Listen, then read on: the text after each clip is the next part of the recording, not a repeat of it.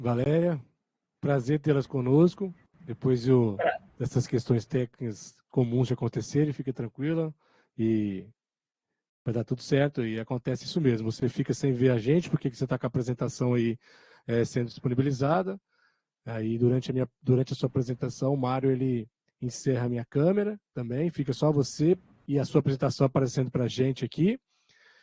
Mas qualquer intercorrência que acontecer, travar, né, ou você cair a conexão, eu aciono meu áudio aqui e vou te sinalizando, tudo bem? Tá certo, muito obrigada. Eu que agradeço. Então, pessoal, bom dia. Sejam bem-vindos a mais uma sessão do nosso ciclo de toxicologia clínica. É um prazer estar com vocês nessa sexta-feira, dia 7 de julho de 2023. Eu gostaria de informar a todos que a nossa sessão ela é gravada, então até botei aí nas notas de compartilhadas, então quem não se sentir, ela é vídeo, áudio e comentários, né? Caso seja um inconveniente para alguém, peço que participe como ouvinte, né? E aí agradeço a participação de vocês. Então hoje a gente vai trabalhar o tema diagnóstico e tratamento, relação entre acidente com bótopus versus ações coagulante e hemorrágica. Esse é um evento promovido pelo SIG de Toxicologia Clínica, via rede universitária de telemedicina. Então, quem tiver algumas sugestões ou críticas ao nosso SIG, por favor, pode escrever lá no meu e-mail que eu coloquei nas notas compartilhadas. E hoje, a gente tem o prazer, né, e a honra de ter a professora doutora Valéria Morgiana Gualberto Duarte Moreira Lima, né? A doutora Valéria, ela possui graduação em farmácia bioquímica pela Universidade Estadual da Paraíba, tem pós-doutorado pela Universidade Federal do Rio Grande do Norte, no programa de pós-graduação em ciências farmacêuticas. Ela possui especialização em hematologia e hemoterapia pela Universidade Federal do Ceará e em análises clínicas pela Universidade Estadual da Paraíba. Ela possui títulos de proficiência técnica, laboratório de hematologia e hemostasia pela Associação Brasileira de Hematologia, Hemoterapia e Terapia Celular. Atualmente, a doutora Valéria é a professora adjunta da Universidade Estadual da Paraíba. Ela possui experiência em docência no nível de graduação e pós-lato sensu, com ênfase em hematologia básica, hematologia clínica, hemoterapia, citologia clínica, patologia geral, imunologia básica, imunoclínica e controle de qualidade em análises clínicas. Além disso, tem experiência técnica em laboratórios de análise clínica. Então, a doutora Valéria terá 1 hora para a sua apresentação e a gente fica com 30 minutos para fazer os questionamentos. Doutora Valéria, então você vai ter 1 hora para você fazer a sua exposição e o pessoal vai mandando dúvidas no chat, eu vou anotando, e aí, quando a gente finalizar a sua apresentação, a gente vai fazendo as discussões das dúvidas que porventura venham a aparecer. Novamente, eu gostaria de te agradecer por ter disponibilizado seu tempo nessa manhã para poder transmitir todo esse conhecimento da relação entre o bótopus e a ação coagulante hemorrágica, e é uma honra tê-lo conosco aqui. Inicialmente, né, quero agradecer a oportunidade e dizer que o prazer é meu, né, a honra é minha de estar aqui nesse momento para uma troca, né, de experiências e que possamos, né, cada vez mais integrar uma equipe de profissionais da saúde, de estudantes da área da saúde que estão preocupados em fazer esse aprofundamento de um tema tão particular, né? Então, falar, né, sobre o acidente, né, com bótopus SP versus ações coagulantes e hemorrágicas nos convida, não é, a fazer uma conexão por uma série de raciocínios que apresento para vocês, né, de forma sumarizada, para que todos fiquem à vontade para a compreensão do que iremos abordar, não é? Então, segue para a visualização de todos as orientações e caminhos que pretendo seguir ao longo dessa nossa conversa. Oportunamente, né, inicio o nosso diálogo com uma pergunta que deve ser sempre norteadora de tudo o que nós buscamos fazer dentro da toxicologia, da toxinomia, que é a compreensão do que é realmente o acidente ofídico ou o ofidismo.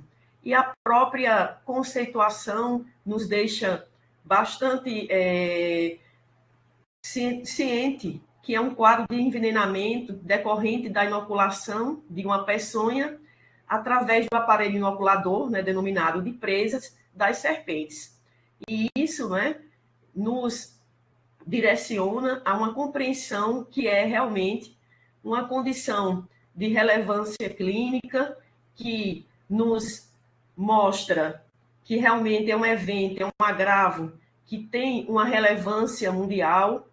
Nós temos hoje aproximadamente 3.000 espécies de serpentes, né, das quais aproximadamente 10%, ou seja, em torno de 250 espécies, são ditas de relevância clínica. De acordo com a OMS, desde, né, o ano de 2009, representa a condição de ofidismo como uma doença, né, negligenciada de relevância clínica, e nós temos aí a sua distribuição ocorrendo ao redor de todo o mundo. Aproximadamente aí 4 milhões de pessoas por ano sofrem, de algum modo, o acidente ofídico.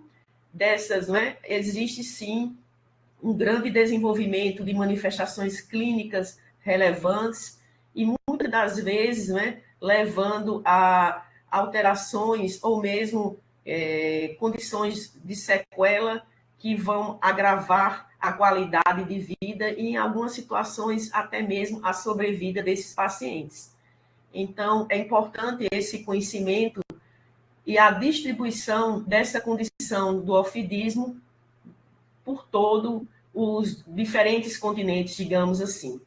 E, de forma particular, né, nós temos aí as famílias de importância, destacando, né, a família Viperidae e a família Lapidae, e dentro, né, da família Viperídea, né, nós temos 3, né, grandes gêneros: o gênero Botrops, responsável aí por aproximadamente, né, 90% dos casos de ofidismo, seguido, né, dos gêneros Crotalus, né, e o gênero Laquette.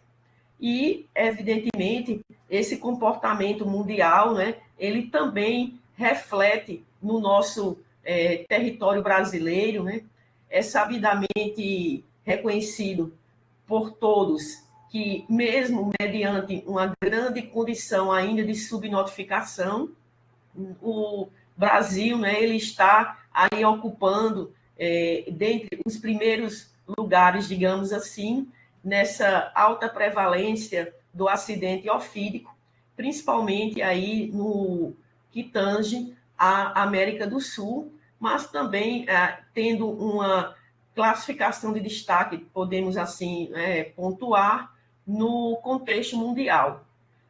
É de ampla distribuição os diversos tipos de serpentes peçonhentas no Brasil.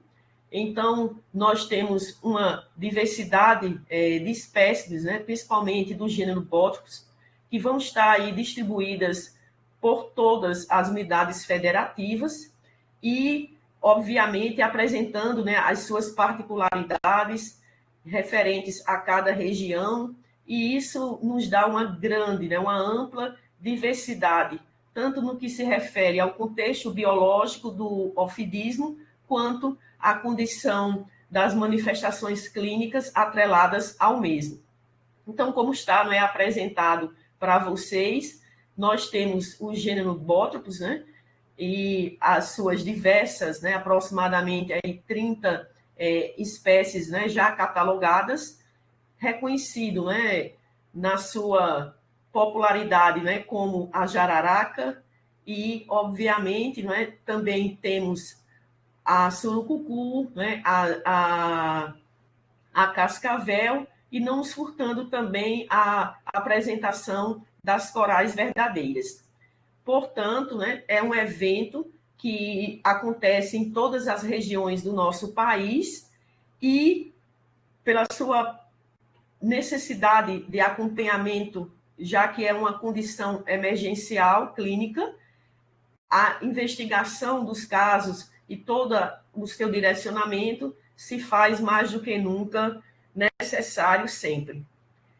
E, né, dando uma ênfase maior aos acidentes botrópicos, considerando que o mesmo representa aproximadamente 90% de todos os casos notificados no nosso país, observamos aí a grande diversidade de espécies já relatadas, né, aproximadamente 30 no nosso, nas nossas notificações científicas, e particularmente aqui, né, na região Nordeste, nós temos a Bothrops erythromelas como a maior representante desse grupo, e, obviamente, né, existe uma série de outras espécies que vão estar distribuídas nas demais regiões do país.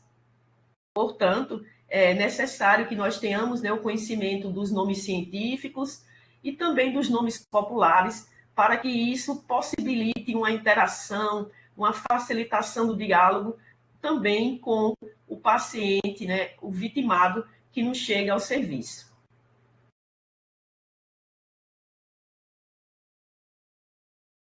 E falar, né, sobre o ofidismo permeia pela necessidade de compreendermos as diversas ações dos venenos ou das peçonhas das serpentes.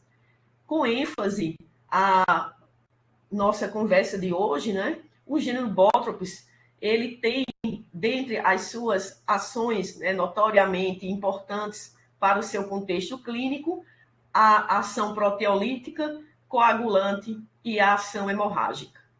Algo, né, disso é compartilhado com outros gêneros e de forma também contrária ou divergente para outras apresentações que não são aí o nosso, né, objetivo maior na aula de hoje. Então, vamos, né, a partir desse momento, né, focar, digamos assim, nesse papel das diversas ações apresentadas pela peçonha botrópica. Inicialmente, é preciso que nós, né, tenhamos a lembrança que o veneno em si, né, é um complexo conjunto de diversas substâncias que vão ter características químicas diferenciadas, possibilidades de atuação também diferentes, né, modulando aí os eventos fisiopatológicos relacionados a ele. No conjunto, né, da composição proteica do veneno botrópico, nós destacamos aí a presença de diferentes enzimas, né, principalmente as serinoproteases e as metaloproteases, que vão ser realmente as principais proteínas envolvidas em toda a fisiologia, ou a fisiopatologia, melhor dizendo, do envenenamento, ou seja, do que nós podemos observar no acidente botrópico. Então, essas metaloproteases, em forma particular, elas representam aproximadamente 30%, né, da composição proteica do veneno botrópico, e vamos falar bastante sobre ela ao longo da nossa discussão. Então, vamos lá, né? Norteando o raciocínio baseado que o acidente botrópico e possibilita-nos, a partir de diversos mecanismos empregados pela peçonha da jararaca, o reconhecimento de 3 efeitos. O efeito proteolítico, que é modulado, né, por um grupo importante de moduladores bioquímicos, utilizando-se, né, ou resultando em uma condição inflamatória e destruição tecidual no local da picada, seguido do efeito hemorrágico, onde nós observamos, né, uma destruição da lesão, uma destruição tecidual, né, levando aí a uma condição de lesão acrescida da condição de trombocitopenia e também da inibição da agregação plaquetária. Esses eventos, né, também só servem como pano de fundo para sustentar o efeito, né, ou o evento coagulante, que certamente, né, é o mais frequente, né, o que observa-se acontecer na grande, né, na maciça maioria dos pacientes vítimas do ofidismo. No caso, em particular, o acidente botrópico. E esse efeito coagulante, né, nós sabemos que leva a alterações importantes, tanto na quantificação quanto na funcionabilidade das plaquetas circulantes, há alterações importantes nos fatores da coagulação, também há uma promoção de alterações no processo, né, da produção da fibrina, bem como também no que se refere à fibrinólise, o que possibilita realmente um desequilíbrio no contexto da hemostasia, induzindo o paciente a um risco hemorrágico maior ou mesmo um risco para a produção, certo, de eventos coagulativos. E isso tudo, né, nos leva a um quadro clássico, né, denominado de coagulopatia de consumo induzida pelo veneno, que tem sido aí reconhecido como um grande fomentador das adversidades clínicas observadas na condição do acidente botrópico. E por sequencial, né, nós temos o efeito proteolítico, a partir do qual, né, existe realmente a inflamação e a destruição local no evento, a destruição tecidual no local dessa mordedura. A sua patogênese é complexa, existe aí a ação de diversas proteínas, principalmente aí as proteases, a hialuronidases e as fosfolipases A2. É sabido também, não é, que essa composição proteica responsável por esse efeito proteolítico associa-se também à ação das hemorragias no endotélio por meio da ação de citocinas pró-inflamatórias e também do fator de necrose tumoral. Há também uma estimulação a uma condição pró-coagulante, levando aí, não é, a ativação e a produção de trombos a nível de microvasculatura. O efeito hemorrágico, né, é sabidamente atribuído às proteínas, né, às hemorraginas, e com destaque ao contexto da hemostasia, nós temos, além do agravo vascular, né, também temos a indução à agregação plaquetária.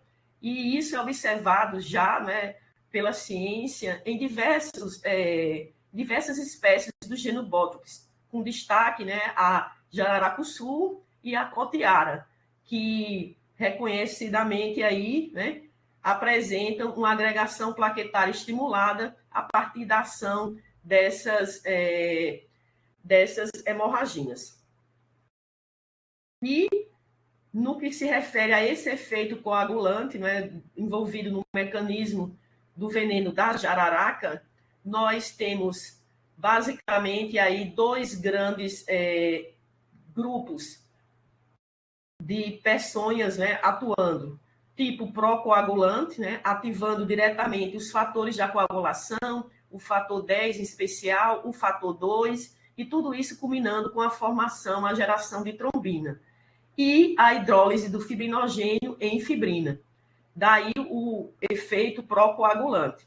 E também temos um grande grupo, né, também reconhecido como trombina simile, onde há uma hidrólise direta do fibrinogênio em fibrina, não necessitando aí da ativação de demais outros fatores da coagulação. E isso, né, já leva a uma substratificação, digamos assim, né, do conhecimento acerca dos componentes existentes no veneno da peçonha. No que se refere a substâncias, né, ativadoras da trombina, nós vamos aí dividi-las em 4 grandes grupos. O grupo A e o grupo B, na sua essência, inclui metaloproteases, que vão, no grupo A, né, ativar o fator 2, sem a necessidade da presença de outros cofatores, diferentemente do grupo B, que também é constituído por metaloproteases, que vão estar presentes, né, no veneno da jararaca, mas que vão necessitar da presença de íons cálcio, né, para que consiga ter a sua ativação máxima.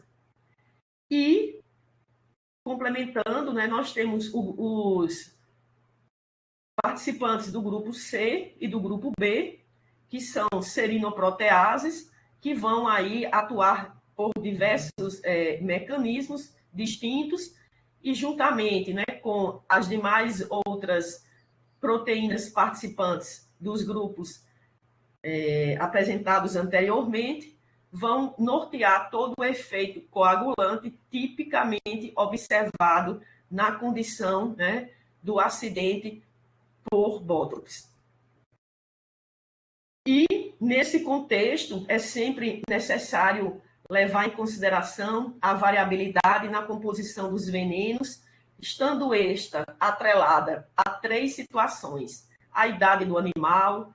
É sabidamente aí, né, visto, por exemplo, né, que espécimes jovens da Bótox jararaca apresentam uma maior atividade procoagulante quando, né, comparado com serpentes adultas da mesma espécie. A distribuição geográfica também é algo a ser levado, uma vez que pode refletir diretamente em alterações importantes, mesmo que você esteja aí levando em consideração estarmos trabalhando com animais da mesma espécie, mas que vivem em regiões diferentes. Isso levando a variações na atividade dos venenos e, consequentemente, a alterações clínicas entre os pacientes acometidos do agravo. E a diferenciação ou caráter individual, no que se refere à avaliação na mesma espécie, no que se refere à idade do animal, à procedência, mas mesmo assim existe variação na atividade do veneno e uma dessas justificativas estaria aí atrelada à variação na dieta desses animais. Portanto, nós temos aí realmente um mix, né, de situações e de substâncias que vão integrar a composição do veneno, da peçonha botrópica, mas que vai ter uma grande variabilidade, levando em consideração essas interferências da idade do animal, da sua distribuição geográfica e do caráter individual. Portanto, né, é necessário que nós tenhamos o pleno conhecimento da diversidade do quadro dessa condição, porque nós vamos passar por efeitos locais, né, classicamente aí reconhecido por sangramento discreto, pelo surgimento, né, das manifestações inflamatórias, como a dor, o edema, e também o surgimento de bolhas no local da mordedura. Sequencialmente, né, também por efeitos de caráter sistêmico, manifestados por hemorragia, pela condição até mesmo da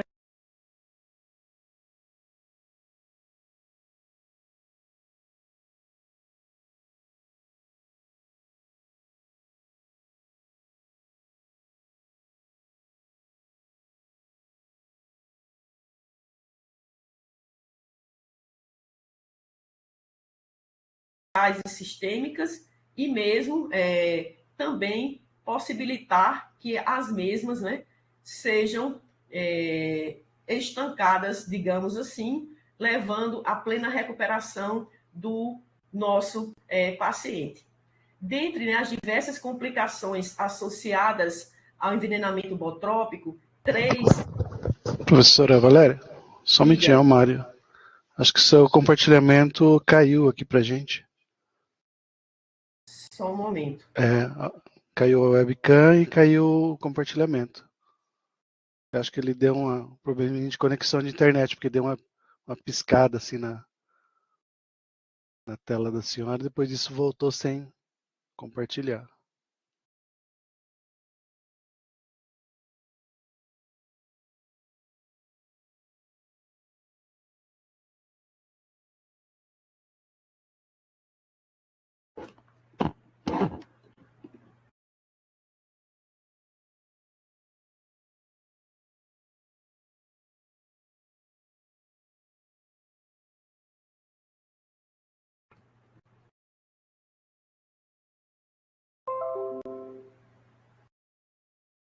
Daí faça o procedimento de novo, professora, para compartilhar a tela novamente, mesma coisa que você fez anteriormente. Certo.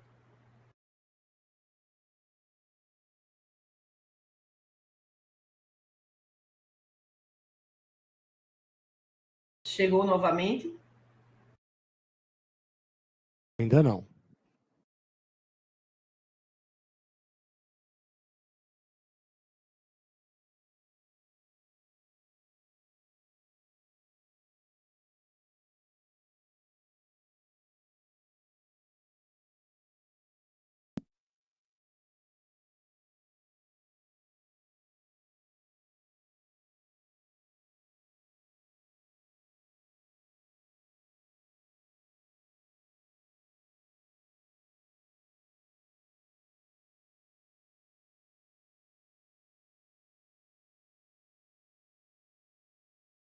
Voltou. Agora voltou sim, tá? A imagem também. A sua câmera não. Então, não sei o que houve aqui. Mas, caso queira, podemos seguir sem a câmera agora, depois a gente tenta resolver na discussão de perguntas. É verdade, eu prefiro, né? Então podemos ir, então. Podemos? Sim. Então, né, dando continuidade ao nosso, né, raciocínio, é importante que nós tenhamos a consciência que, dentre essas complicações locais e sistêmicas que podem estar aí associadas em alguma parte dos pacientes acometidos pelo envenenamento botrópico, o surgimento, né, dos transtornos da hemostasia e duas outras condições também importantes, né, que seria a condição da injúria renal aguda e, mais recentemente, a caracterização da microangiopatia, a microangiopatia trombótica associada ao envenenamento botrópico.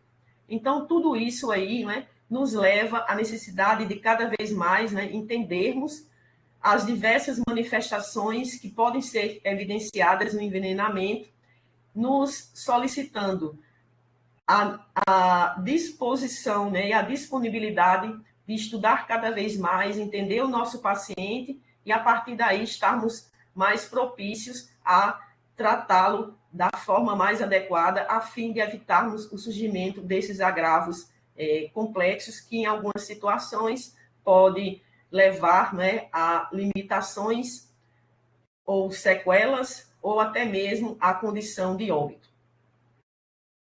Então, para falar das complicações sistêmicas no envenenamento botrópico, nós precisamos, né, adentrar um pouco sobre a hemostasia e, dessa maneira, né, trabalharmos com a fisiopatologia da coagulopatia de consumo induzida pelo veneno. Esse, sim, né, vai ser o nosso maior cuidado ao longo dessa nossa conversa.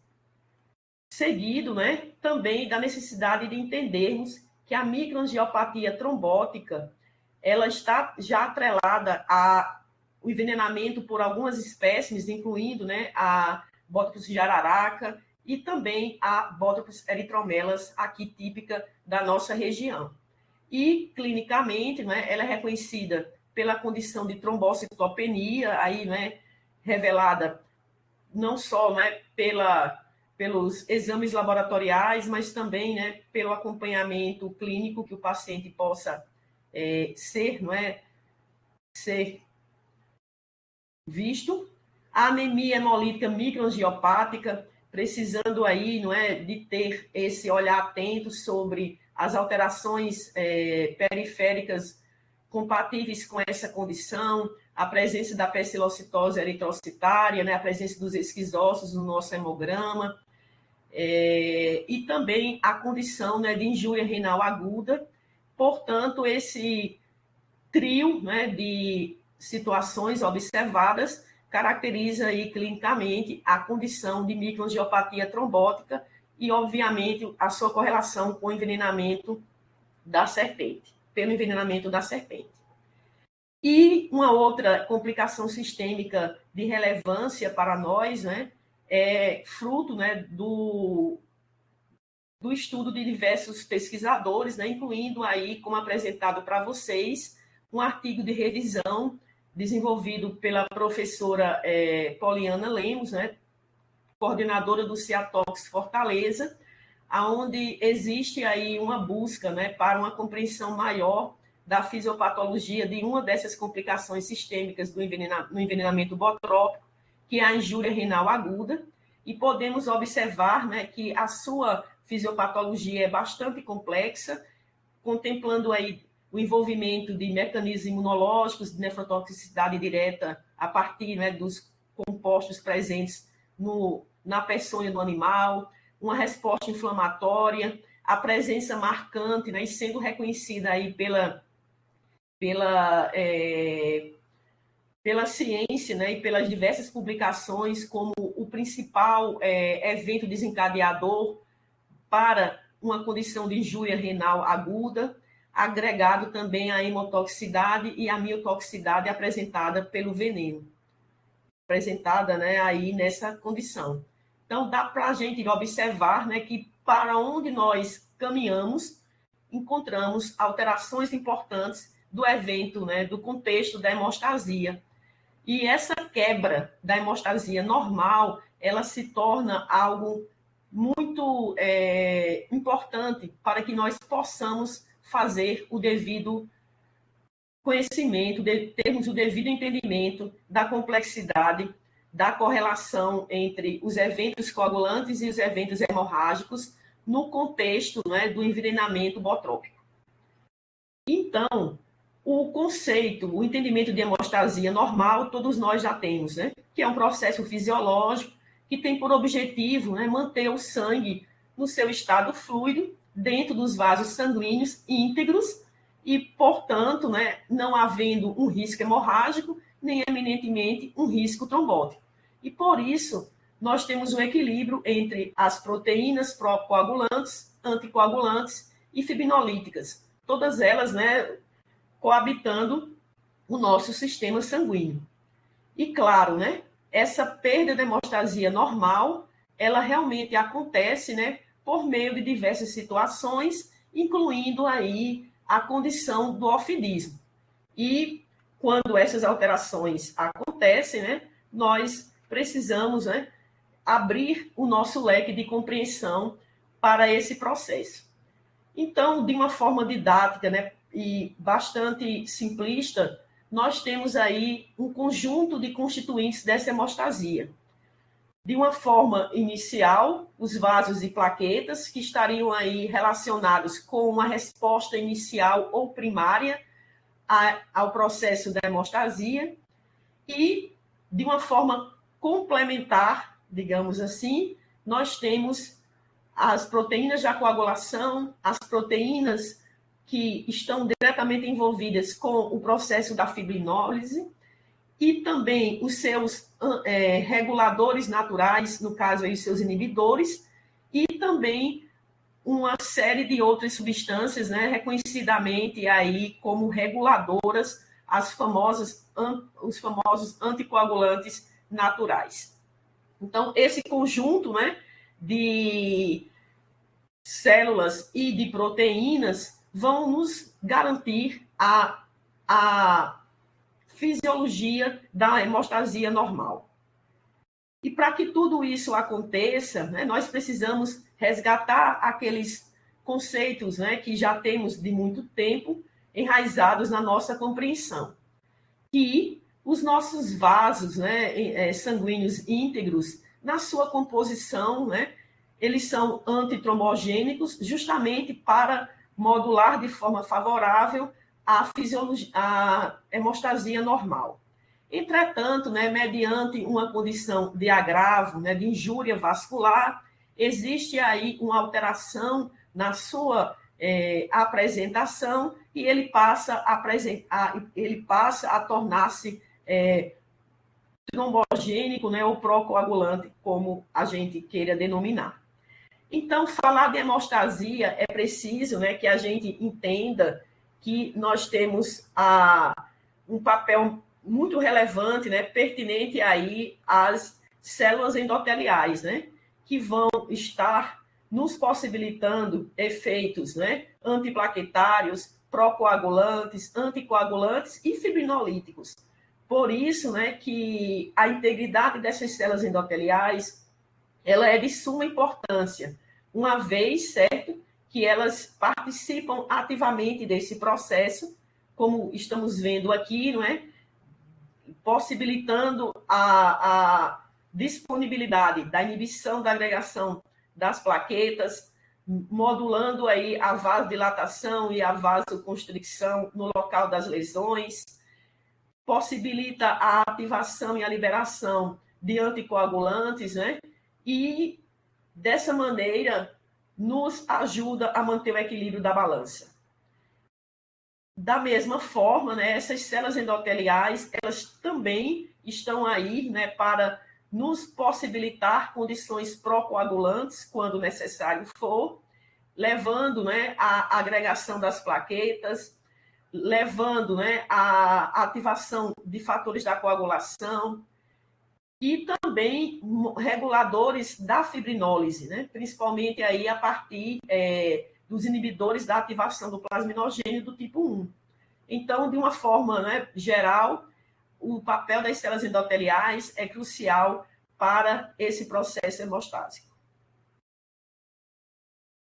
Uma outra proteína, né, importante também dentro desse conjunto inicial da resposta da hemostasia é denominada de fator de von Willebrand, como, né, já é de conhecimento de todos, é uma proteína, né, que está aí armazenada nas células endoteliais e que, quando, né, solicitada, ela exerce duas funções biológicas importantes nesse processo, que é a sinalização da adesão plaquetária, né, junto à matriz, né, subendotelial após uma injúria vascular, e também ela apresenta-se como proteína de transporte, né, de conexão para o fator 8, e dessa maneira, ao formar o complexo fator von Willebrand, fator 8 da coagulação, impede a proteólise precoce desse importante fator. E claro, né, que quando falamos em células endoteliais, quando falamos em fator de von Willebrand, por consequência, também precisamos lembrar do papel importante das plaquetas, né, como apresentado aí na imagem para vocês, né, são elementos, fragmentos de megacariócitos, né, que vão estar aí disponíveis no nosso sangue periférico, desenvolvendo importantes funções dentro da hemostasia. E que, né, sofre a ação deletéria dos componentes da peçonha botrópica. Isso, né, levando aí a alterações importantes quantitativas e qualitativas desses elementos celulares. De uma forma, né, bastante objetiva, devemos sempre lembrar, né, que as plaquetas são ricas em grânulos, e esses grânulos são divididos em duas grandes famílias, com destaque aí, né, para, na sua composição, a presença de importantes fatores da coagulação já armazenado nesses grânulos plaquetários, como o fator 5 e o fator 8, bem como também a presença do próprio fator de von Willebrand, além, obviamente, né, de outras substâncias importantes também para a funcionalidade plaquetária. É sabidamente também, né, reconhecido que a membrana plaquetária ela é rica em receptores, né, principalmente aí receptores que vão nortear as suas duas grandes funções, que é a de adesão e a de agregação. Classicamente, né, o complexo 1B9 estaria associado com a capacidade de adesão das plaquetas ao fator de von Willebrand e ao colágeno exposto mediante lesão vascular, e o complexo 2B3A modulando aí a agregação plaquetária. E a própria caracterização da sua membrana rica em fosfolipídios serve aí como uma opção bastante adequada para a ativação sequencial dos fatores da coagulação em vivo. Né, já de conhecimento bastante consistente na literatura a ultraestrutura plaquetária e, né, trazendo um pouco para a nossa realidade, é necessário que nós, né, já observemos aqui a presença, né, de vários receptores na membrana dessas plaquetas que vão possibilitar a sua funcionabilidade. E essa imagem, né, nós iremos repegá-la ao longo da nossa apresentação, justamente, né, para lembrarmos que os diversos constituintes, né, do veneno, né, da peçonha botrópica, pode atuar a nível desses receptores, bloqueando a sua função ou mesmo levando à sua degradação, o que reflete numa perda da funcionabilidade eventual das plaquetas em alguns tipos de empeçonhamento botrópico. E claro, né, que essa conexão entre células endoteliais, né, após a lesão vascular, a presença do fator de von Willebrand como um fator âncora ou ponte e a sua conexão com as plaquetas que vão chegar ao local da lesão, iniciando aí esse processo da hemostasia, visando a recuperação do vaso e o retorno à integridade do mesmo, é mais do que importante e algo, né, a ser sempre lembrado dentro do contexto do envenenamento botrópico. Porque, sabidamente, né, essas etapas elas são atingidas direta ou indiretamente a partir dos diversos efeitos que os constituintes da peçonha podem se dispor em termos de fisiopatologia da coagulopatia de consumo induzida pelo veneno. Existem, né, diversos fatores da coagulação que vão estar disponíveis, né, na sua forma inativa, na corrente sanguínea, e mediante aí a devida ativação, exercendo seus diversos papéis no processo.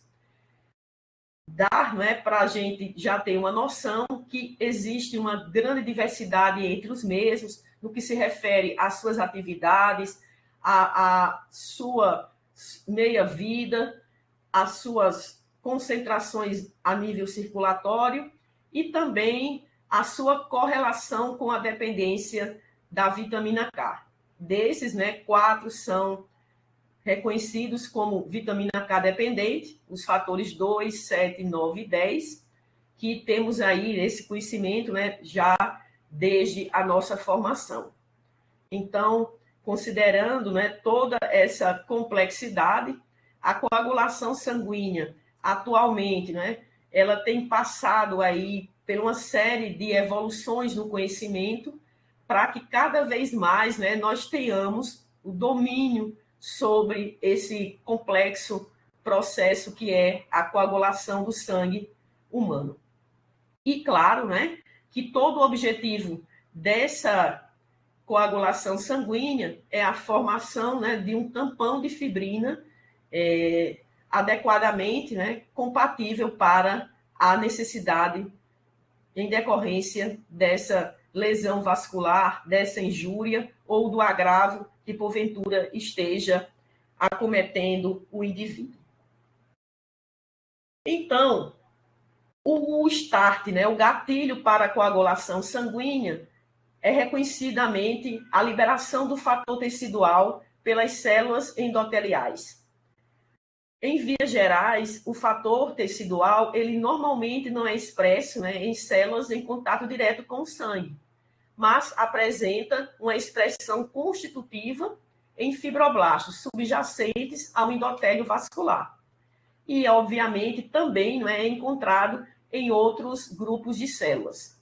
Portanto, independente de qualquer que seja o evento desencadeante, o início da coagulação sanguínea em vivo se faz a partir da exposição do famoso, entre aspas, digamos assim, fator tecidual. Por quê? Porque a partir dele nós vamos ter, né, a união de diversas etapas induzindo a condição da formação final de um coágulo de fibrina estável.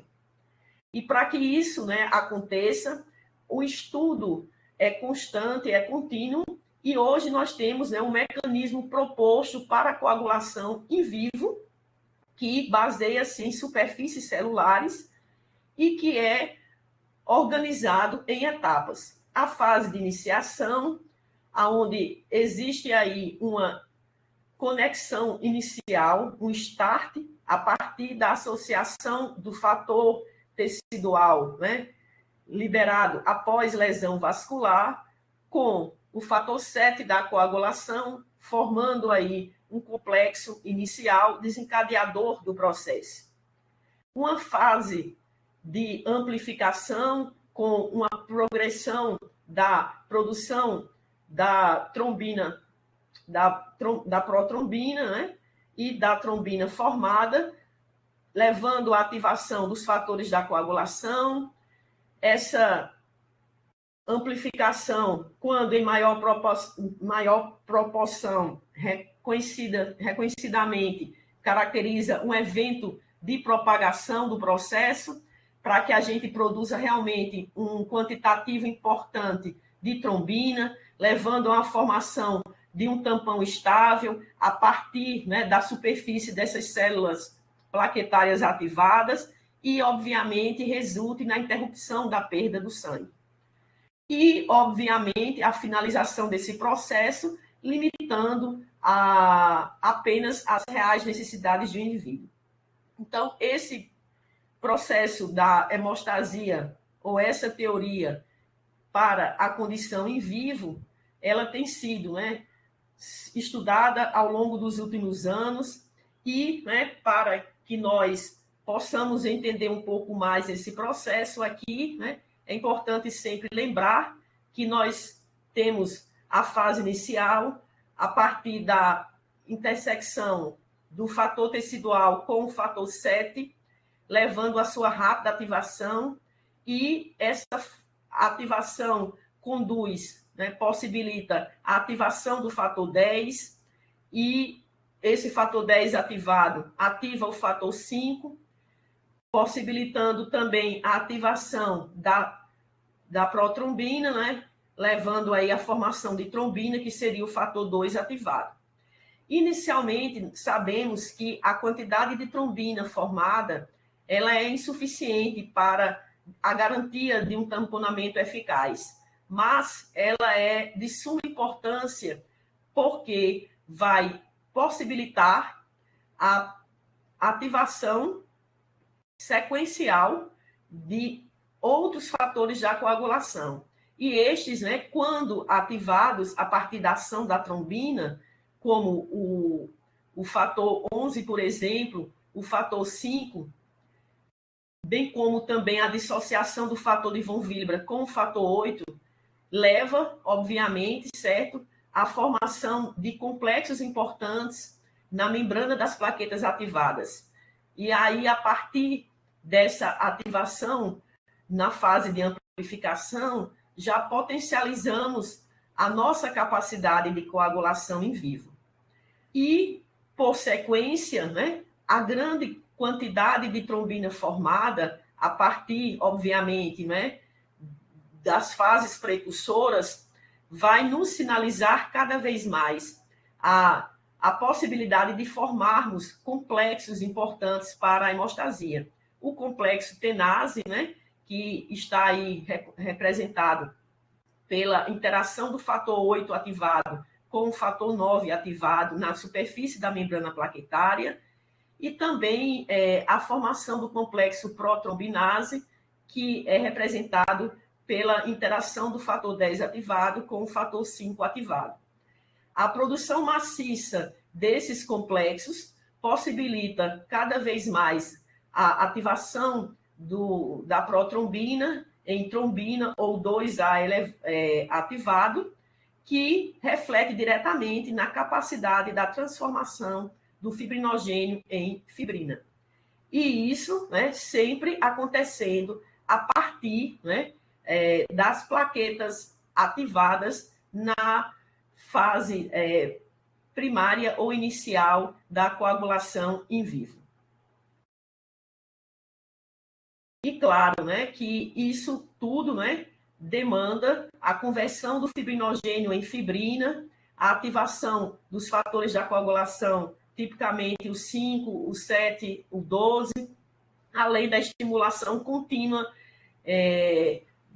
das plaquetas que estão ali no emaranhado das fibras de fibrina produzida.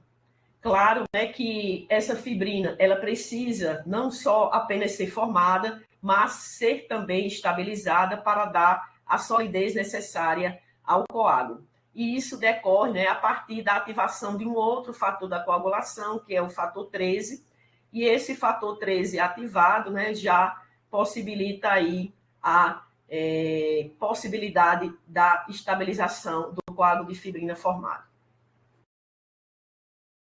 E, finalizando, né, essa ação, nós temos o sistema fibrinolítico, que notoriamente aí é regulado a partir de ativadores e inibidores do processo. Lembrando que, em contexto de normalidade, a fibrinólise ela é altamente específica para a fibrina, removendo adequadamente o seu excesso no espaço que ela, né, se faz necessária. Contudo, né, mediante situações patológicas, há um desequilíbrio ou uma resposta fibrinolítica diferenciada do contexto fisiológico. E aí, essa plasmina, não é, pode degradar inadequadamente não só a fibrina, mas o próprio fibrinogênio e também fatores da coagulação, como o fator 5 e o fator 8. E dessa forma, né, possibilitando aí uma condição que leva a um risco hemorrágico eminente para a vítima ou para o paciente, né, independentemente do mecanismo desencadeador do processo.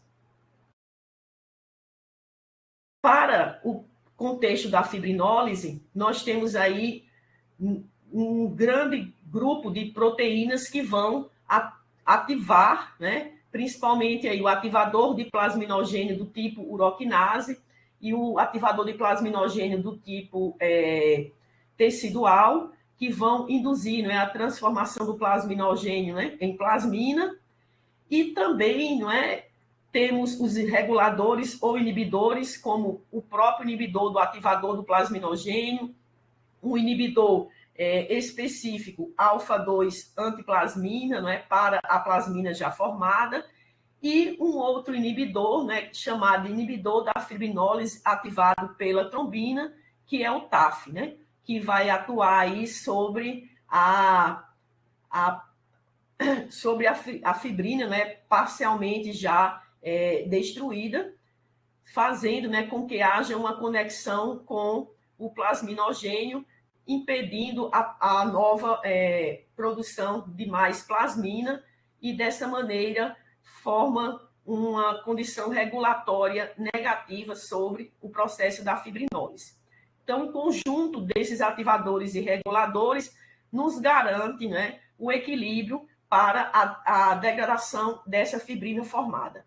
E a partir da sua ruptura, nós temos, né, o reconhecimento dos produtos de degradação da fibrina, ou o PDF, como vocês queiram chamar, e dentro, né, desses fragmentos de fibrina, destaca-se uma fração específica, que é denominada, né, de fração dedímera, ou dedímero, que resulta da degradação, né, do coágulo de fibrina estabilizado.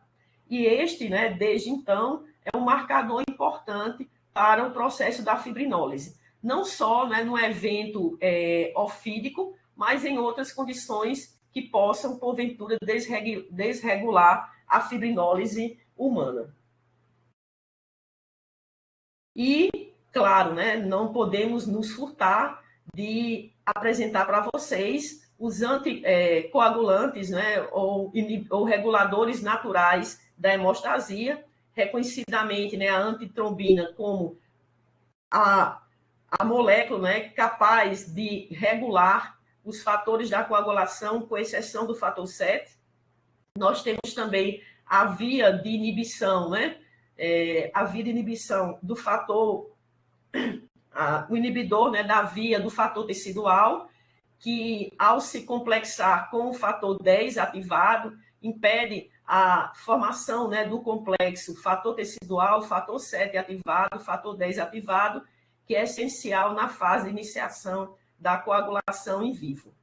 E também, né, temos a conexão entre a proteína C ativada e o seu cofator, a proteína S ativada, levando aí à regulação de dois fatores importantes da coagulação, o fator 8 ativado e o fator 5 ativado.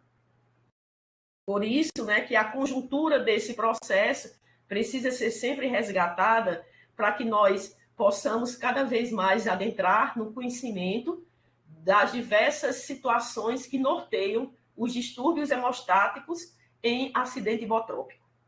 Eu trouxe uma apresentação inicial em forma de texto, né, para que todos já possam assimilar a ideia, e, na sequência, um esquema gráfico para termos a noção dessa integração entre diversas substâncias com ações e intensidades distintas. Então, na peçonha botrópica, encontramos diversas substâncias com atividades coagulantes. Estas podem ser trombinas símile, como já dito anteriormente, transformando diretamente o fibrinogênio em fibrina ou ativando a protrombina. Algumas espécies podem ou não ter essa característica no seu veneno. E temos a atividade procoagulante, levando aí a ativação direta de vários fatores da coagulação, incluindo aí os fatores 5 e fator 8, necessários aí para a hemostasia em vivo. Temos também substâncias que podem atuar, né, com uma atividade anticoagulante, potencializando a ativação da proteína C, que acabamos de ver que é um importante regulador da hemostasia. Temos também inibidores de trombina, que é, com certeza, né, o carro-chefe, a molécula principal do processo da hemostasia, e também a presença de inibidores específicos de fator, como os inibidores do fator 9 e do fator 10. E também, né, é notório, a ciência, né, tem já nos brindado com diversos relatos e a própria vivência clínica diária no atendimento desses pacientes, que grande, né, é a importância das substâncias que levam a alterações, né, no sistema fibrinolítico, levando a atividades fibrinolíticas ou fibrinogenolíticas, resultando em degradação de fibrina, degradação de fibrinogênio, degradação de colágeno e até mesmo de fatores da coagulação, bem como a ativação de estimuladores desse processo, como o ativador de plasminogênio do tipo uroquinase. Tudo isso, certo, levando a uma instabilidade do tampão hemostático realizado, quando comparamos com a hemostasia normal.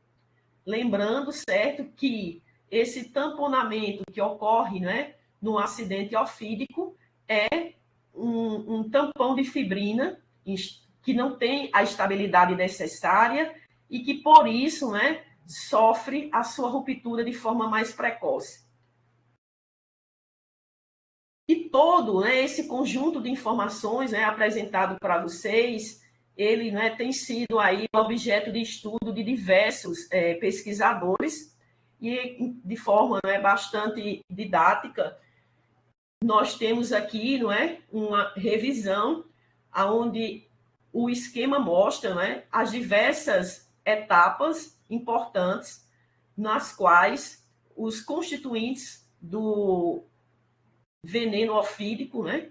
E se faz necessário aí pontuarmos para vocês. Nesse esquema, né, observamos os pontos chaves aonde temos os efeitos da peçonha no contexto da hemostasia. Este, né, pode apresentar comportamento, né, de enzimas que diretamente ativam a trombina, levando, né, à ativação do fibrinogênio e a sua transformação em fibrina. Nós também temos, né, já apresentado para vocês as proteínas, né, que vão atuar diretamente na ativação da protrombina. Lembrando que as pertencentes ao grupo C e D são serinoproteases e as constituintes, né, dos grupos A e B são metaloproteases, que vão estar mediante aí a composição da peçonha botrópica. Nós também temos constituintes que vão poder ativar diretamente os fatores da coagulação, levando aí a ativação do fator 10 e do fator 5. E também temos algo importante aí a ser lembrado, né, que algumas dessas substâncias, né, algumas espécies né, do gênero Botrytis apresentam também um incremento, né, um aumento da interação da trombina com a trombomodulina, levando aí, né, a sua inativação para para o contexto pró-coagulante e levando, por consequência, ao incremento da função, né, da função fibrinolítica ou mesmo anticoagulante por meio da elevação da ação da proteína C junto da proteína S, refletindo, né, como apresentado aqui de vermelho para vocês, diretamente, né, na capacidade de regulação da ação do fator 5 ativado e do fator 8. E dessa maneira, né, resultando, obviamente, em alterações importantes para a capacidade da transformação da protrombina em trombina e, sequencialmente, do fibrinogênio em fibrina.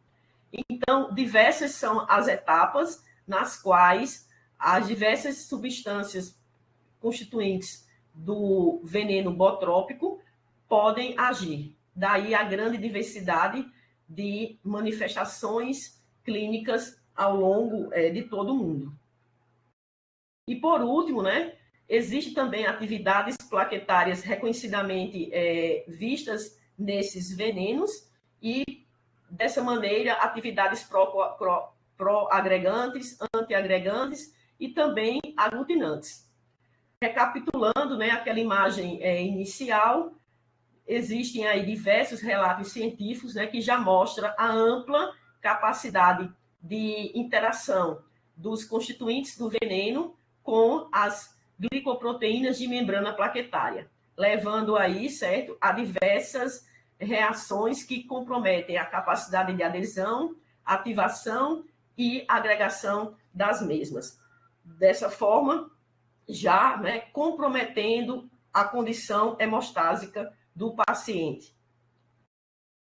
E claro, né, que para fazer todo esse acompanhamento a partir, né, do reconhecimento clínico da condição do evento ofídico ou do empeçonhamento ou do acidente botrópico, como vocês queiram, né, já mencionar de uma forma mais objetiva, nós temos a necessidade dos exames laboratoriais, né, que vão servir como elementos importantes para a definição das etapas do tratamento e também da evolução de cada quadro que, porventura, possa ser apresentado pela vítima da mordedura.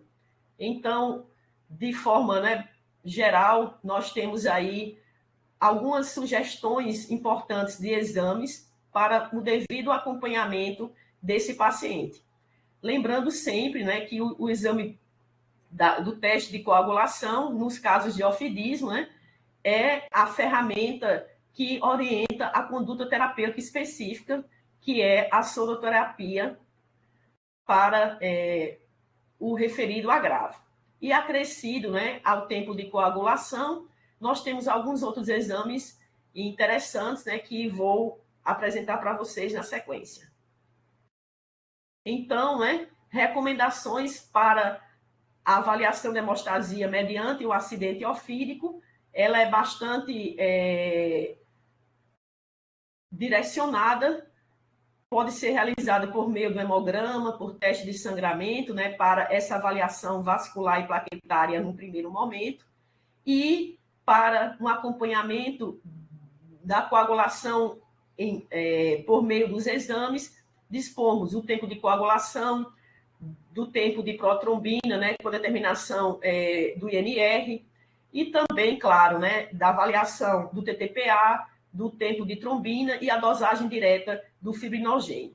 E, obviamente, quando possível, quando disponível, a quantificação dos produtos de degradação da fibrina e a determinação também da pesquisa do dedímero, ou seja, né, do fragmento de fibrina estabilizado. Então, tudo isso aí, né, é possível de ser feito, é necessário que seja feito, mas a gente sempre tem que levar em consideração, né, a realidade do serviço e tudo mais que esteja a ele relacionado. Então, as alterações laboratoriais relacionadas a essa hemostasia, que são normalmente encontradas no acidente botrópico, permeia desde uma condição de trombocitopenia, alterações importantes da agregação plaquetária, né, vista aí realmente em exames específicos, de forma geral, né, e bastante visível para a maior parte dos pacientes, prolongamento dos testes da coagulação, como o TC, o TP, o TTPA e o TT, e as determinações alteradas de alguns fatores da coagulação e também do próprio fibrinogênio circulante. E claro, né, que outras determinações que são mais pontuais, digamos assim, também vão ter as suas alterações pertinentes, né, como as alterações em marcadores do processo da fibrinólise e também nas determinações de reguladores e estimulantes desse mesmo processo. Trazendo, né, para a nossa realidade, o que é que nós temos aí que está de fácil acesso, né, e que pode ser utilizado para as diversas condições que, porventura, esse evento botrópico tenha acontecido. O tempo de coagulação, né, que é um exame de fácil realização em diversas situações, que realmente tem uma utilização prática interessante. Podemos lançar mão, né, da realização do tempo de protrombina e a determinação da relação normatizada internacional, ou seja, do INR. Lembrando, né, que é com certeza o teste mais útil para o reconhecimento da coagulopatia de consumo induzida pelo veneno. É importante porque quando esse INR se mostra elevado, né, já reconhece aí laboratorialmente essa condição clínica, ajuda na monitorização e na recuperação dessa condição. O TTPA é um outro exame também, né, de fácil realização pela grande massa dos laboratórios clínicos. É importante, né, para ajudar com informações complementares para o contexto da hemostasia, não, obviamente, não é sendo relacionado diretamente com o TP, mas quando este se mantém dentro da normalidade, é um exame de extrema relevância.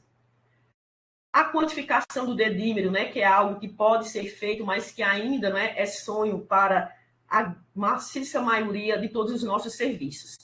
E a determinação direta do fibrinogênio, né, se torna aí, com certeza, uma determinação específica e de relevância para a caracterização dessa coagulopatia observada, certo, na síndrome botrópica.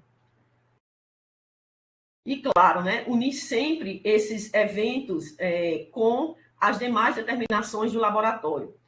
Lembrando, né, do acompanhamento de diversas enzimas ou marcadores bioquímicos que são enormemente alterados nesse processo, bem como também a utilização, né, do acompanhamento por meio da urianálise, reconhecendo aí a condição de hematúria em alguns pacientes. Tudo isso, né, reflete na necessidade de um tratamento adequado do acidente hipotrópico, e para isso, né, nós temos o norteamento do Ministério da Saúde com as diretrizes, fazendo, né, com que haja uma classificação adequada quanto à gravidade e, por consequência, a necessidade da soroterapia recomendada para este evento. Então, nos casos leves, né, nós temos uma recomendação de uma soroterapia de 3 ampolas, do soro, né, antibotrópico ou soros associados ao mesmo. Na condição de evento ou quadro clínico moderado, a utilização de 6 ampolas e, por fim, na condição mais grave, a utilização de 12 ampolas como soroterapia específica. Isso, né, reflete a nossa importância de estudar, porque o Brasil, particularmente, né, por ter dimensões continentais, oferece aí algumas alterações comportamentais importantes do veneno dessas serpentes e refletem diretamente sobre a condição clínica desses agravos.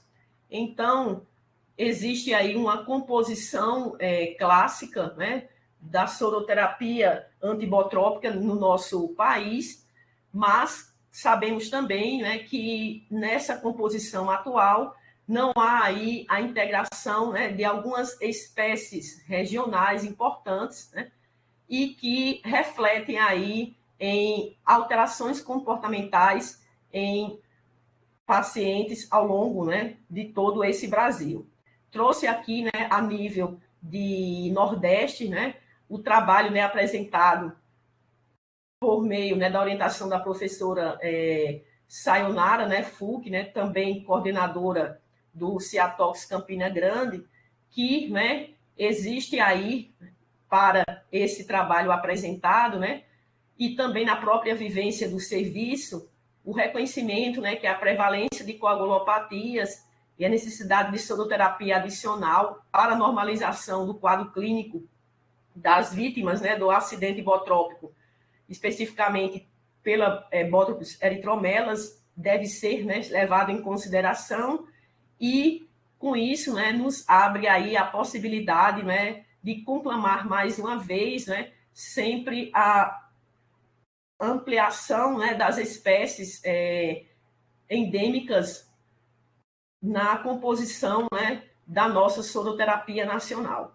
Então, são trabalhos importantes aí, né, que devem ser levados sempre para a nossa divulgação.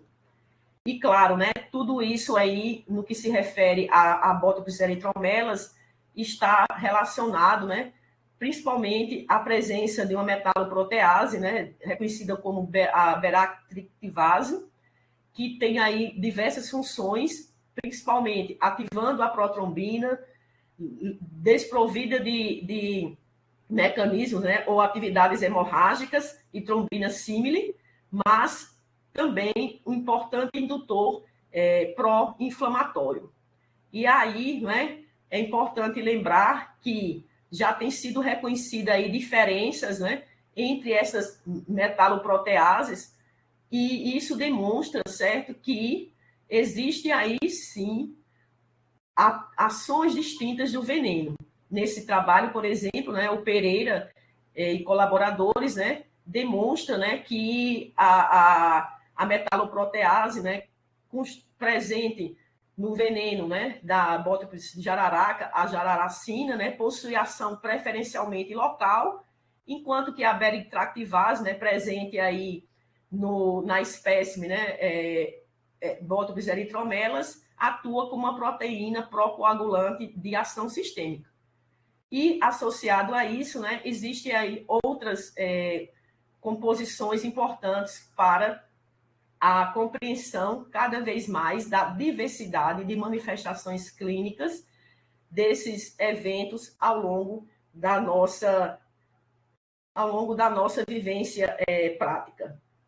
E, claro, né, que tudo isso nos leva, né, à necessidade de estreitarmos os nossos laços, né, as nossas necessidades de conhecimento do assunto.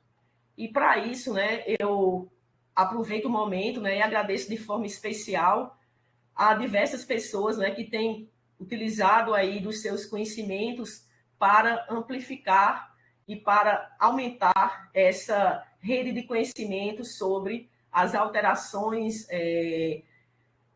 da fisiopatologia, né, do envenenamento botrópico.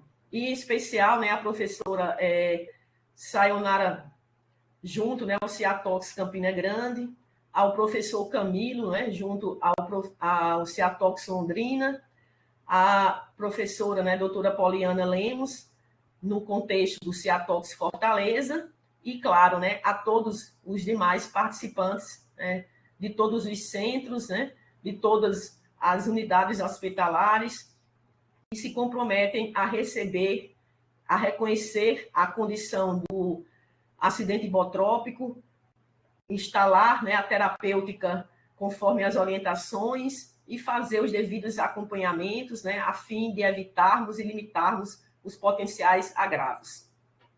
E, né, finalizando, né, a nossa apresentação, quero agradecer, né, a todos e espero, de alguma forma, né, ter trazido algo importante que possamos levar, né, para a nossa vivência e, com isso, aprendermos cada vez mais. Muito obrigada pela oportunidade.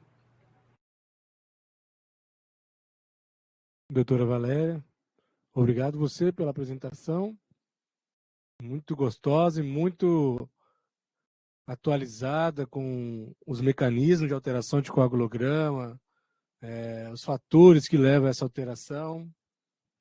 Ficou muito, muito gostoso de poder revisar todas essas informações e aprender coisas novas, é claro. Quer tentar ativar sua câmera?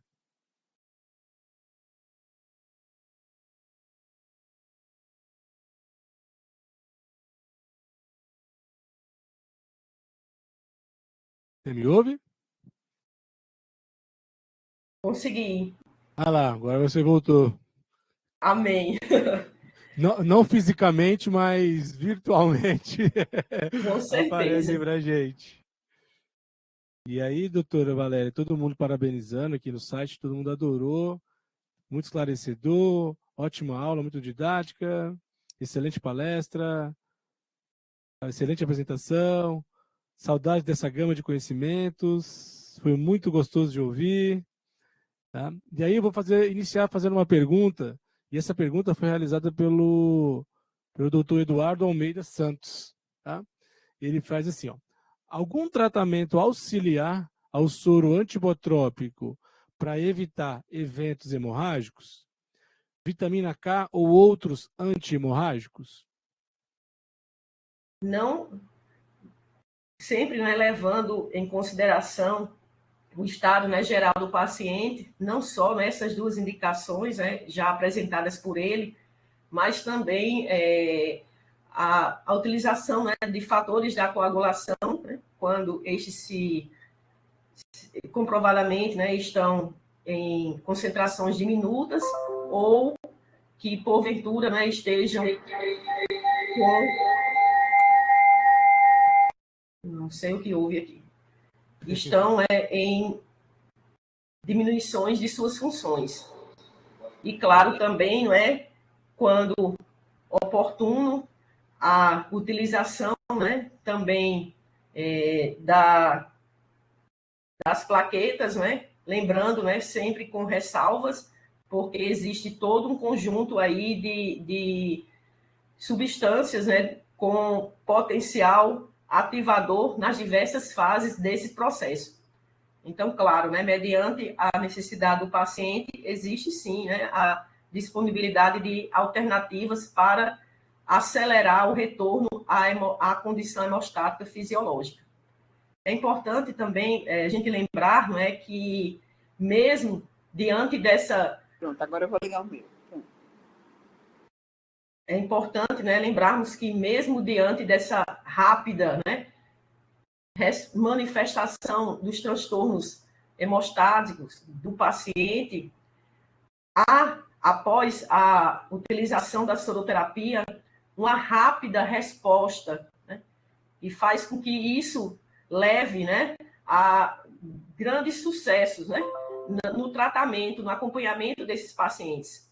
Embora a grande maioria deles apresentem algum tipo de efeito local, né, ou efeito sistêmico das toxinas, existe uma rápida recuperação e isso faz, né, com que em torno, né, de 24 horas nós já tenhamos a melhora desses parâmetros laboratoriais e isso ajuda no monitoramento, né? É como eu disse, né? Embora o diagnóstico do evento em si seja um reconhecimento clínico, essencialmente clínico, mas o acompanhamento se faz também por meio desses testes. E a resposta é bem satisfatória, uma vez que a soroterapia é o tratamento, né, específico para a condição. Perfeito, Valéria. Acho que esse finalzinho que você resume, acho que vai muito ao encontro do que a gente observa na clínica, né? A gente não precisa, na clínica, né, a gente nunca pode generalizar, né? É impossível a gente fazer generalizações, tentar colocar tudo dentro de uma caixinha, né?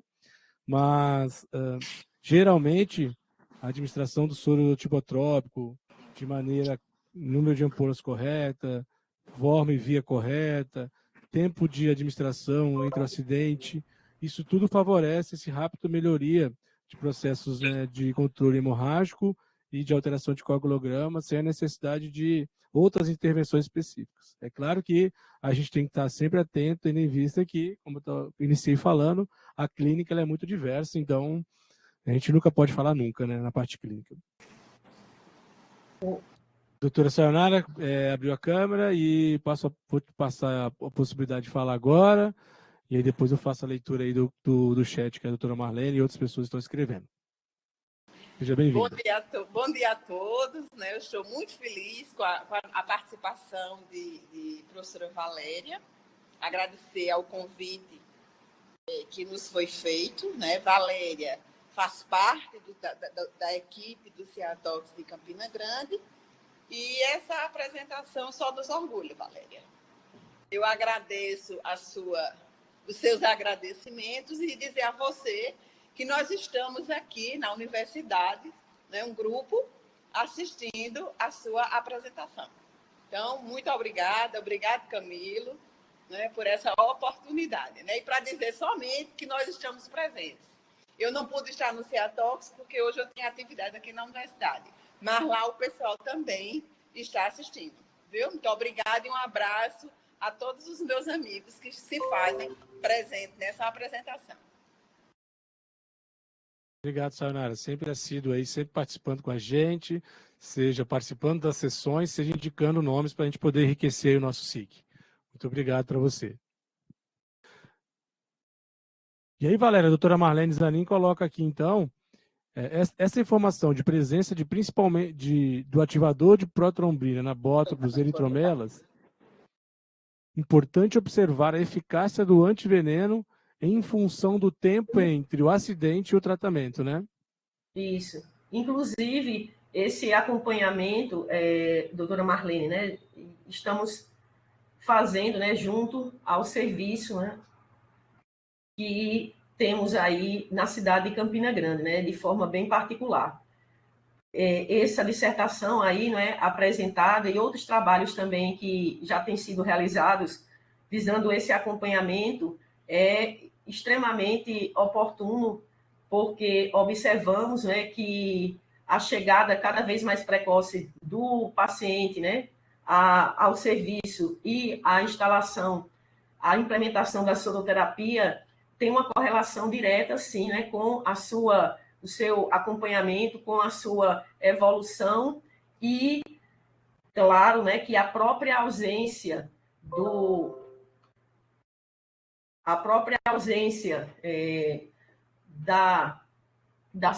de parte, né, da composição do nosso soro, justamente aí, né, faltando não só a presença, né, da eritromelas, né, como também, né, da Atrox e outras, né, que ainda são consideradas endêmicas, né, de algumas regiões do nosso país, reflete realmente entre a evolução, né, do acidente e a eficácia da soroterapia numa abordagem, digamos assim, né, mais imediatista do nosso paciente.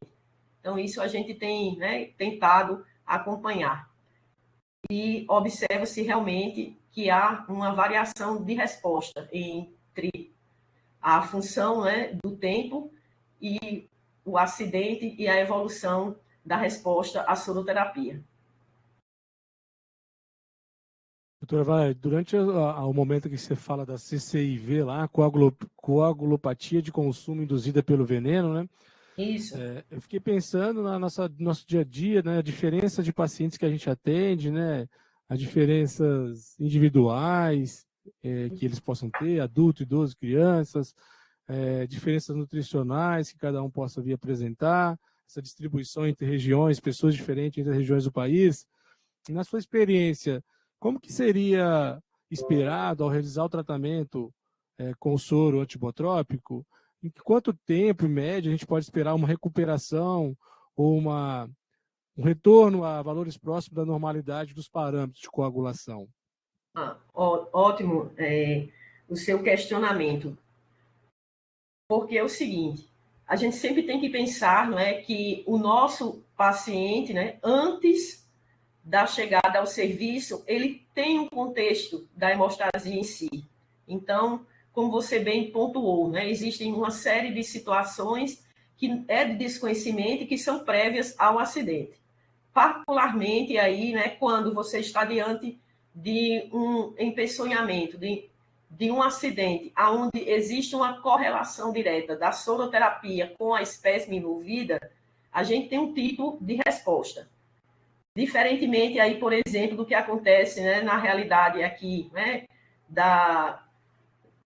do nosso estado, por exemplo, né, onde alguns pacientes vão ter aí algumas alterações mais persistentes, por exemplo, né, dos parâmetros laboratoriais modificados. Então, em vias gerais, né, a partir da utilização adequada da soroterapia em um tempo hábil, espera-se que em torno de 24 horas já exista uma tendência à regulação desses testes de coagulação. Isso não quer dizer que, de forma imediatista, todos eles irão voltar aos valores ditos como de referência. Existe, sim, um tempo, né, para que esses valores eles cheguem à sua normalidade. Mas, de forma bem prática, por exemplo, existe o acompanhamento, né? A cada 24 horas, se preciso for, né, dependendo do estado do paciente, vai ser perpetuado aí por mais um tempo, mas já apresentado, né, nos próprios slides anteriores, nem todo mundo volta à normalidade no mesmo tempo. Então, a gente precisa ter um olhar do retorno progressivo. Por exemplo, se você tinha um tempo de coagulação com valores, né, dentro da incoagulabilidade sanguínea, durante, né, a admissão do paciente, após a utilização da soroterapia específica, 24 horas após, você já espera um retorno desses valores para o mais próximo da coagulabilidade, digamos assim. Mas isso não quer dizer que todo mundo vai voltar nas primeiras 24 horas. Algo, né, que a gente tem levado sempre em consideração para a duração, né, do acompanhamento a nível hospitalar desse paciente, por exemplo, é o perfil de retorno progressivo. Como dito, né, já, né, em uma fala anterior, existem as características individuais de cada acidente. Então, vai haver divergência de resposta entre os pacientes e entre a espécie envolvida, no caso. Porque, por exemplo, você pode muito bem estar diante de um paciente que já tenha um agravo hepático, por exemplo, prévio à condição do acidente ofídico. Então, essa situação prévia, né, de dano hepático compromete a produção dos fatores da coagulação, por exemplo, que pode ser somatizado à condição do ofidismo. Então, eu sempre, né, converso com pessoas próximas, né, dizendo que o paciente vítima, né, do acidente hipotrópico, do ofidismo como um todo, ele é uma caixinha de surpresa, principalmente no contexto hematológico, porque ele chega para você, né, vítima, né, de uma mordedura específica de um determinado animal, mas comumente você não conhece previamente. Então, por que fulano se comporta de um determinado jeito e outra pessoa, né, vai ter um comportamento bastante diferente? Então, a associação do acompanhamento clínico e a monitorização pelos testes laboratoriais é necessária e ajuda a tomada de decisões. Então, que a gente, né, não tenha as ferramentas laboratoriais como algo, né, que seja isento de importância, mas que também não possa assumir uma importância máxima. Tem que assumir, né, realmente o seu papel mediante o contexto do paciente, o contexto clínico. A gente precisa preocupar, né, em avaliar o comportamento de cada indivíduo. Eu gosto sempre de pensar, imagina tudo isso acontecendo aí, do que a gente estaria falando, mediante um paciente já hemofílico, um paciente que já tem uma condição, né, de deficiência específica do fator 8 da coagulação, por exemplo, né, sendo ele aí diagnosticado como hemofílico A. Imagine aí você estar diante de alguém que já tem uma trombocitopenia pré-existente.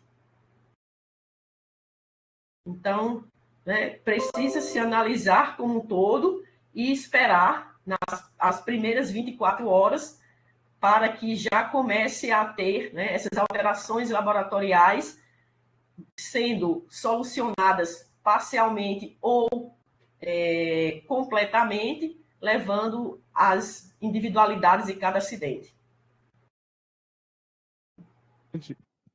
Essa pergunta e essa sua colocação, né? Porque depois que a gente faz o soro, se não for um soro de caso estadiado como grave, que você faz às 12, né? Vamos dizer que você faz 3 e 6, daí você fica preocupado se você faz complementação ou não. E, geralmente, e não necessariamente, o número que você fez não foi suficiente. Pode ser essas características que você colocou, né? Um paciente já com uma doença de base, ele já entra já com umas condições de processos que alterem essa questão de coagulograma e questões de plaquetas, né? Importante o clínico e todos os membros do CIATOC estar ciente que essas particularidades podem estar envolvidas, porque senão você fica complementando e não há melhora significativa, não necessariamente é que tem veneno circulando, e sim que se tem processos de base não investigados na anamnese clínica. Isso, inclusive, a gente, né, já teve a oportunidade de dar, não é, assessoria a pacientes que tinham essas condições, né, prévias ao acidente ofídico. E, realmente, esse acompanhamento é muito importante, até mesmo para o reflexo na duração do tempo de internação desses pacientes. Porque existem alguns parâmetros laboratoriais que eles vão realmente ter a sua normalização mais tardia. Então, em algumas situações, a permanência, né, prolongada do paciente no âmbito hospitalar pode ser muito mais prejudicial para o quadro em si, né, de recuperação, do que a sua liberação para casa, né, sob, obviamente, né, a orientação clínica e o aparato que os exames possibilitam ao corpo médico que o está assistindo.